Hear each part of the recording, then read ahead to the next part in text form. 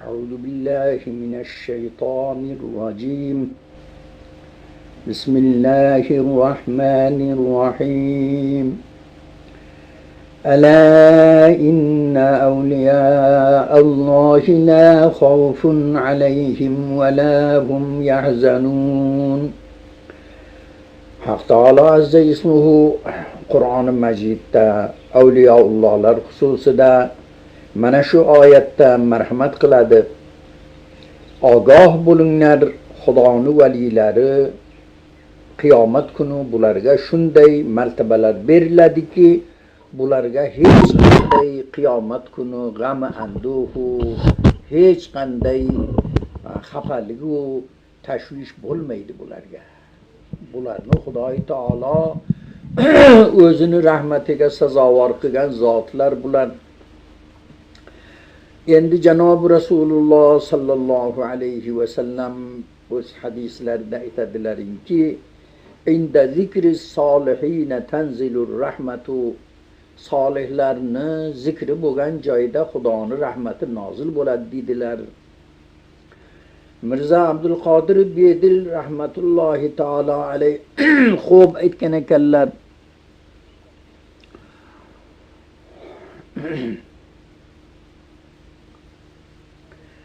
Bir baytlarida aytgan ekanlar.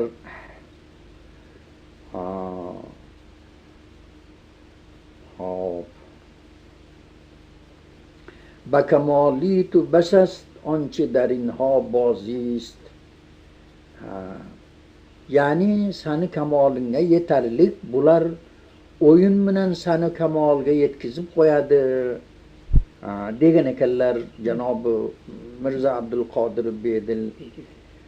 Endi hozir biz shu zotlardan birovlarini hikoya qilmoqchi bo'lamiz mana shu joyda.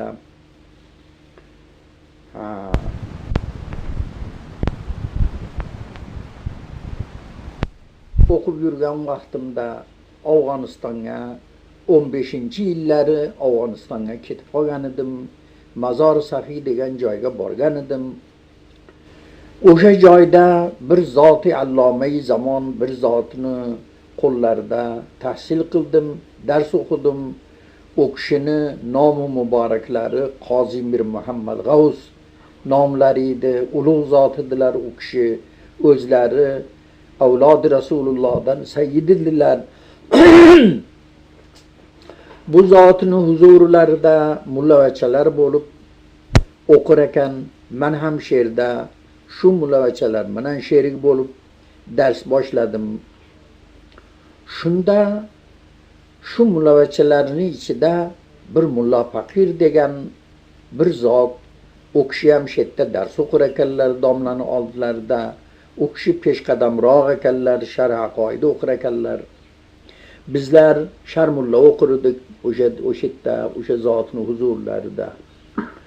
Lekin u o'sha mullavachani turmushi bir taajjub ovar, odamni hayratga soladigan, o'zi bir malla jomani kiyib olgan, darsga kelgan vaqtida Hazrati domlamiz, qozi domlamiz o'rinlaridan turib, shuni hurmat qilib yonboshlariga o'tkazadilar. Biz hayron bo'lardikki, bu mullavachani nima kamoli bor ekan, bu Hazrat bu xilda uni ta'zim qiladilar desak, u Hazrat domla tanir ekanlar uni. U valiyulloh bo'lib qolgan ekan o'zi haqiqatda. U darsda olgandan keyin uni yotadigan joyi Go'ristonlar, mana shunaqa joylarga borib o'sha yerda kechasi tunaydi u, kunduzi darsga keladi. Hech kim uni sirrini bilmaydi. Endi Xudoy Taolo avliyoullohlarni sirrini yashirar ekan, ular ham ehtiyot qilar ekan, bizni sirrimizni hech kim bilmasin deb nihoyatda ehtiyot qilar ekanlar.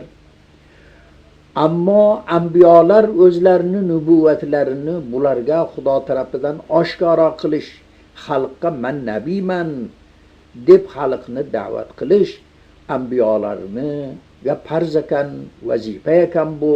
chunki ambiyolar xalqni hidoyati uchun kelgan, da'vat qilgan, Xudo tarafga da'vat qilish uchun kelgan. Shuning uchun ular oshkora aytish kerak ekan, men Xudoning payg'ambariman, menga iymon keltiringlar deyish kerak ekan. Ammo avliyoullohlar men valiman desa uni martabadan tushirib qo'yadi Xudo taolo.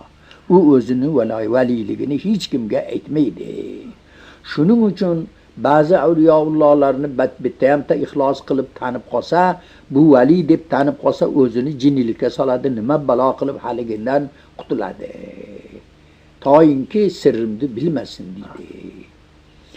Endi bu zot shetda dars o'qib yuradilar. Biz ham birga buni bu zotning bir ajoyib nimalari bor. Qaysi bir mullavachani usti kir bo'lib qolsa, qo'ymasdan o'z soliga chechirib olib yuvib beradi. Men yuvib beraman senga deydi.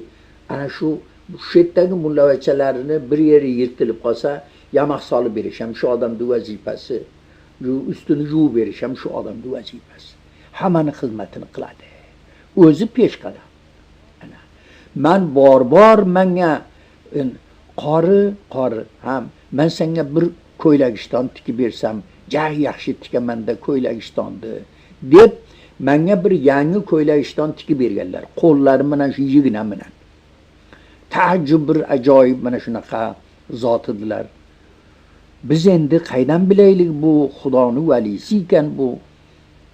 Bir vaqti bo'ldiki, bu odam masalan domlamizdan Fotiha olib, menga endi Fotiha bersinlar, men endi o'z nimamga, vatanimga ketay deb bu Afg'onistonda bir chekkasida ekan bu kishining joylari. O'sha yoqqa ketaman deb domla Fotiha berdilar. Ketdi. Oramizda judolik bo'lib, shu odam bilkulliya bizdan judo bo'lib, bu arada 5 yilmi, 6 yilmi o'tib ketdi. İttifoqo qozi domlamiz o'sha tarafga Jalolobodga qozi bo'lib, shunday bo'ldilar. O'sha joyga indan keyin men ham birga ketdim. Endi bu arada hanuz qozilik mansabiga ketganlar yo'q. Kobulda turibmiz-u, bir kun she'rga mulla Faqir kirib keldi. Haligi mulla kirib keldi bu yerga. Qozi domlani ziyorat qildi. Ziyorat qilib bo'lib kelganlarini bildim, she'rga eshitdim. Endi mana o qorini menga bersangiz, men juda bir salqin tutzor joy o'sha yerdaman. Buni olib borib bir o'sha yerda bu tutxo'rlik qilib kelsin bu deb qozi domladan meni talab qildilar. Qozi domla aytdilar, yaxshi aytasan, bu jaddi qatib qoldi. Bitta saroyda turamiz o'zimiz. Mana ot, qozi domlaning otlari bor, mana otini ham birga olib ketsin. O'sha yerda ot serobdir, yo'ng'ishqa serobdir. Qozi domla hali otini ham berdilar. Otini minib ikkovimiz chiqib ketdi. Bir ajoyib joyga olib bordi. Shu suv tog'dan tushib turibdi, muzdek, ikkala tarafi tutzor, avji tutlar pishgan. Shetda tutxo'rlik qilib bir 15 kun she'rda sut, qatiq, tut, mana shunaqa ovqat, shirguruch, mana shunaqa juda serob bir qishlar butunlay qiz, juvon, xotin, erkak hammasi bu odamga shunday kanizday, qulday shunaqa xizmat qilar ekan. Ular bilar ekanda buni kim ekanligini. Mana shu yerda bir kichkina masjidda istiqomat qilar ekanlar bu kishi. 15 kundan keyin qaytib Kobulga keldi u. Shu bilan qozlamlar qozi bo'lib ketdilar, ketdik shu bilan. Endi qozdomlar bir 2 yil qozilik qilganlaridan keyin vafot bo'lib ketdilar. Endi u mulla Faqir o'shada qolib ketdi, qayta qolib ketganini o'sha o'zini joyida qolib ketdi bu. Men Hindistonga kirib ketdim qozdomlar vafot bo'lganlaridan keyin. Hindistonda madrasasida o'qib tursam, bir mullavacha kelib, sizni shu madrasaning og'zida birov chaqiryapti dedi. Chiqsam xuddi shu mulla Faqir sheyda turibdi. Meni beytaligimni kimdan bildi bu? Faqatgina bu karomatdan boshqa narsa emas edi bu. Men bu madrasaga kirganimda hech ahadiy bilganim yo'q. Bu yerga qanday qilib meni bor deb topib keldi bu odam. Ko'rishdik. Hujramga olib bordim, o'tkazdim. Choy damlab, choy olib kelib, non olib keldim desam, urinma dedi. Yo'q, menga choy ham kerak emas, non ham kerak emas. Endi bir katta buzrugvor borlar, juda ham katta bu Chishtiy silsilasini boshlig'i Mavlono Muiniddin Chishtiy deb shunaqa nomlari bor. Shu aytdilar, shu mozorda chilla o'tirmoqchiman. Shayxlar bilan tanishliging bo'lsa, bitta chillaxonani menga ochib bersin. Shuni iltimos qilaman. Xo'p dedim, shayxlar hammasi meni taniydi. Borib bitta shayx mutavallisini aytdim, shu bitta chillaxonani bir ulug' kishi kelganlar, shuni ochib berasiz, shetda ibodat qilaman dedilar, chilla o'tiraman dedilar. Xo'p dedi, kalit berdi, ochib berdi. Shu chillaxonaga kirib ketdi. U aytdiki, endi mendan xabar olma dedi. Mendan xabar olmagin, men o'zim chiqib kelaman dedi. Sen dedi o'zingni o'qishing bilan o'zing mashg'ul bo'laver, mendan xabar olma dedi. 3 kun o'tgandan keyin haligi mutavalli keldi. Bu yerda qanaqa odam kirib ketdi buni bu hujrani ichiga, bu o'likmi, tirikmi bu hech chiqmaydi-yu bu hujradan. Men ovqat olib kelib taqillasam ham javob bermaydi. Tag'in buni ichida bir narsa hol bo'lib qolgan bo'lmasin, tag'in biz javobgar bo'lamiz, buni xabar oling bu sherigingizdan, bu qanaqa odam edi bu deb u kelib qoldi. Men chillaxonani og'ziga keldim u. Mulla faqir deb eshikni bunday tiq-tiq qildi. Tiq-tiq qilsam ovoz bermaydi, mana uncha xatchaga yozib, bunday teshigidan chiqardi. Haligi xatni o'qib ko'rsam, kelma dedim-ku, seni nima uchun kelasan bu yerga? Kelma meni oldimga hech. Mendan xabar olma hech qanday. Men haliga aytdim, tirik ekan, qo'y bor ketaver dedim, endi bundan xabar olmaslik kerak ekan. Bu odamni o'zi biladi endi. Yana o'lmagan ekan, tinch ekan dedim mana. Shu bilan u ham xotirjam ketdi. 40 kundan keyin qip-qizil bo'lib, yuzlari qizil, ko'zlari qizil, mas odamday haligi chillaxonadan chiqib keldi. Bu odam. Chiqqandan keyin men undan keyin meni hujraga olib boray desam, yo'q dedi. Men ketaman dedi. Qayerga ketasiz desam, hajga ketaman dedi. Hajga ketaman. Baytullohga ketaman. Yana bir siz bilan ko'rishamizmi desam, o'sha Baytullohda ko'rishamiz dedi. Men hayron bo'lib qoldimki, meni aqab boradigan xiyolim ham yo'q, menda zodir ohila ham yo'q, hajga borishga quvvatim yo'q. Qanday qilib bu meni shunaqa dedi bu? Shu bilan shu turmasdan ketib oldi bu odam. Madrasadagi mudarrislarimga hikoya qildim, bitta bir ulug' kishi shunaqa bir valiyulloh she'rga chilla o'tiribdi deb. Haligi chiqqandan keyin haligi ketib o'rgandan domlalar qani o'sha odam, biz ziyorat qilardik, uni nimaga bizga ro'para qilmading deb domlalar xafa bo'ldiki, sani shunday odam keladi-yu bizga xabar qilmadi. Aytdim, turmadi axir. Biron vazifa oldingmi u odam ulug' kishi ekan, Xudoning valisi ekan? Men yo'q. Vazifa bilan nima ishim bor meni? Men masalan o'qiygan bir mullavacha odamman. Sen ajab qo'ldan beribsan bu odamni. Biron bir o'qiydigan bir vazifa olmaysanmi shunday odam ekan? Men ham afsus qilib, men aytdim, men bilmasam, men endi bunaqa narsani men birda-ikkida nima qilganim yo'q. Shuni bilan haligi odam ketdi shuni bilan. Bir oy o'tgandan keyin bir odam, bir novcha bir kishi kelib, meni madrasaga kelib, paloni deb meni nomimni olib chaqirib turibdi. Tanimayman bu odamni. Kelib keyin yonboshidan bitta tasbih, mana shu tasbih bilan Mulla faqir sizga salom etdi-yu, mana shu tasbih bilan yo vahobuni namoz farzdan keyin 100 ta yo vahob o'qiysiz. Ana shu vazifa sizga shu. Bu Karachi Bandarda yana bir mozorga borib chilla o'tiribdi ekan, o'shitdan yuvaribdi buni. Haligi odamniki, haligi bizga afsuslanganimizni aytdi, unga darrov ma'lum bo'lgan. Mana shu vazifani qilsin deb yuvaribdi. Ham tasbih ham berib yuboribdilar bitta. mana shunaqa bir valiyulloh. Endi bu odam xuddi daryoni bo'yida shetda bir mozorda chilla o'tiribdi deb aytdi haligi odam. Keyin paraxod keladigan joy u joy, hajga ketadiganlar o'sha yerdan ketadi. O'sha yerda paraxodga muntazir bo'lib o'tiribdi ekan. Shuni bilan paraxod bilan hajga ketibdi. Endi bu voqea o'tgandan keyin bir 2 oydan keyin qiblaga borib qoldilar. Qiblaga hajga ketib turib, xuddi mana shu joydan o'tib ketib turib, mana shu yerda turganimni hech kim bilmaydi. Bu betdan hech kim meni topolmaydigan yerda shu qiblagoni poyizdi ichidan topib oldim, poyizdi ichida. O'tib ketadi, bir pas qaras nima qilsam, xayol qilsam o'tib ketar ekan. Xudoning qudrati bilan o'sha kuni menga bir ilhom bo'lganday poyizga chiqqim keldi, istansiyaga chiqqim keldi. Chiqdim istansiyaga, poyiz kelib to'xtadi. Bu poyiz o'sha hajga ketadiganlar tashiydigan o'sha labi daryo labiga boradigan poyiz. Haligi poyizga men aytdim, bitta hoji shu poyiz ichida bormikan? Bir mamlakatni hollarini so'rardim deb chiqib, uyma-uy qidirib kelib, xuddi dadam o'tirgan uyga kirdim. Bu ham bir xudoning bir ajoyib nimasi bo'ldi.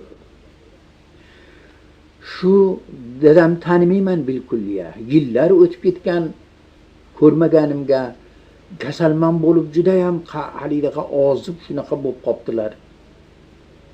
Tanimay o'tirib, ota siz qayerdan kelyapsiz deb o'zini so'rayapman, haligi odam dadamdan so'rayapman. Shu qayerdan keldingizda qo'qonlik bo'laman. Sen qayerliksan deb mendan so'radilar. Men ham qo'qonlikman dedim. Kim qaysi qishloqdan, qaysi joydan deb surishdi kelib. Kimni o'g'lisan desa, falonchini o'g'liman desam, bu meni bolam ekan deb birdaniga shu haligi yopishib qoldilar shu yerda. Hushimiz ketib qoldi, mana shunday ahvolga tushib qoldi. Shu onida shashib qoldi, poyizam endi sekin yurib olib ketyapti. Meni ham olib ketyapti shu. Hada dadamni xo'rjillarini derazadan pastga tashlab o'zim sudrab olib kelib dadamni zo'rg'a tushirib olib qoldim.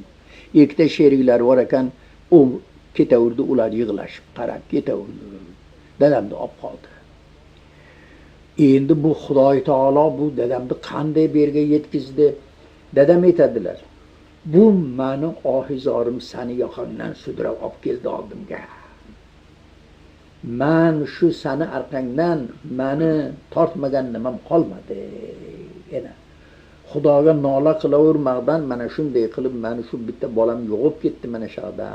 Shuni tirik topamanmikan deb mana Xudoy taolo meni oldimga seni olib berdi. Mana bolangni ol dedi. Mana shunday ahvolga tushib, bu yerda madrasadagi mudarrislarimiz hayratda qoldi bu ishni ko'rib.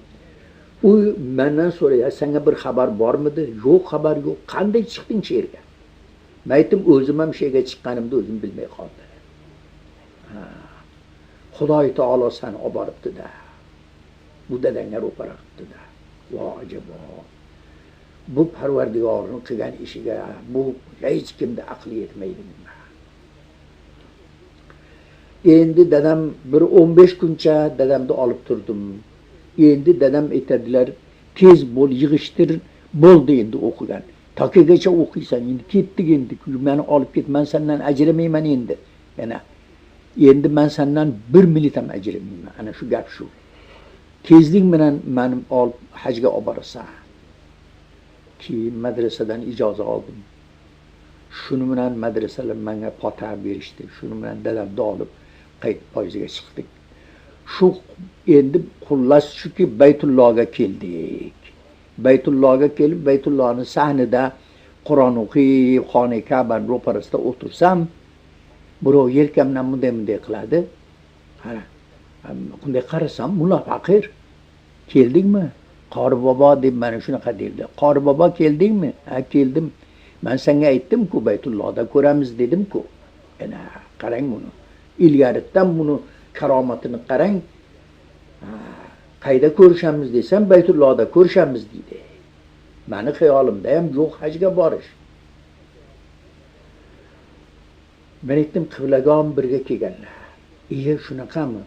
Qiblegoni bir ziyorat qilsak bo'lar ekanmi? Kasallar yotibdilar dedim.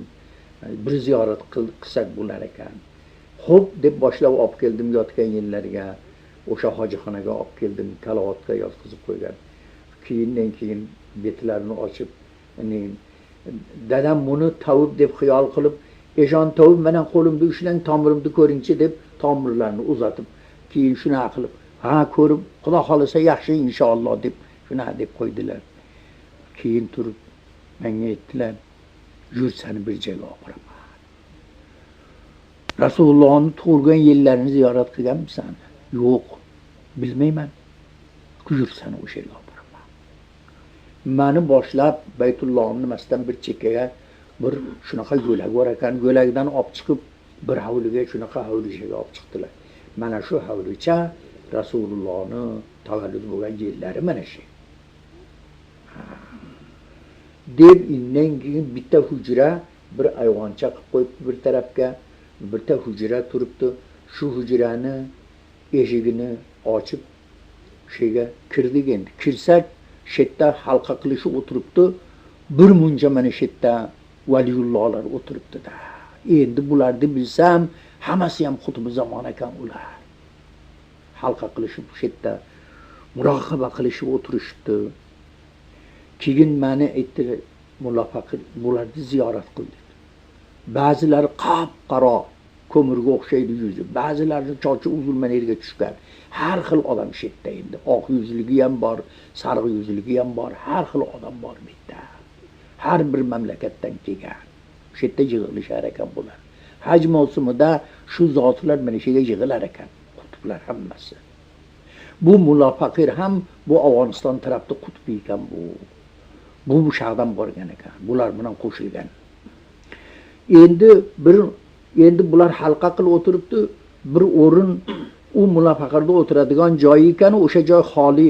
Endi o'tir desam, men o'sha yerga borib o'tiray desam, bunday yengimdan tortib o'tirma bu yerga. Ya'ni bu seni o'tiradigan joying emas deydi. Ha, yur eshikka olib chiq. Eshikka chiqamiz endi. Tashqariga olib chiqib, o'tkizib, indan keyin gapirishib o'tirdik. Men aytdim, Qozidomlani o'sha Jallobod shahrida vafot bo'ldilar. Qozidomlani dafn qilgandan keyin men Hindistonga keldim. Desam, o'z qabrlarini men ziyorat qilib keldim. Keliya turganimda ziyorat qilib sen oldinga keldim o'shanda. Avval domlani ziyorat qildim. Keyin seni oldinga keldim deb aytdilar. Unda taajjub qoldi.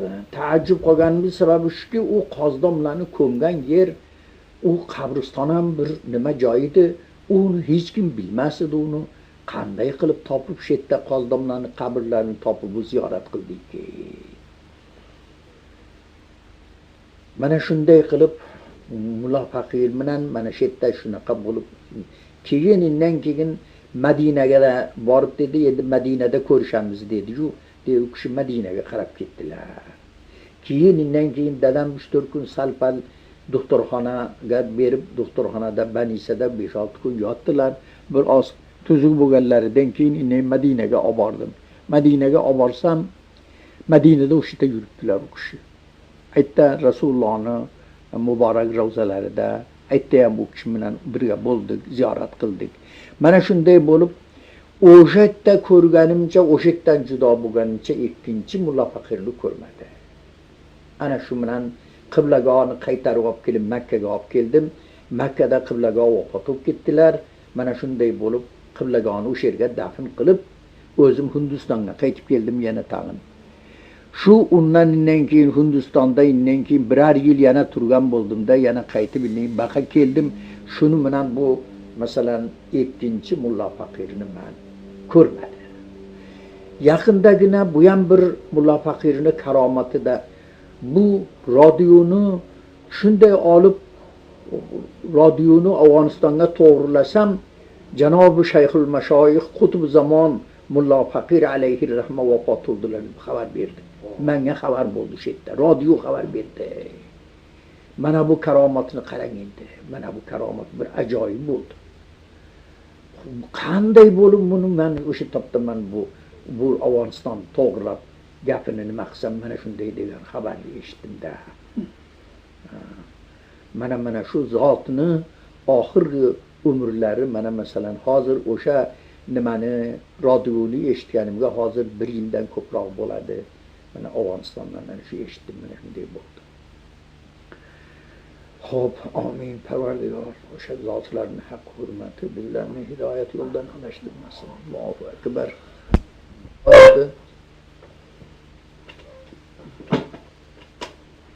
Choy ichkim bor edi, Makkada ko'k choy topish nihoyat darajada qiyin. Aytda haligi kakao deb o'shani ichishadi, keyin pamil choy ichadi.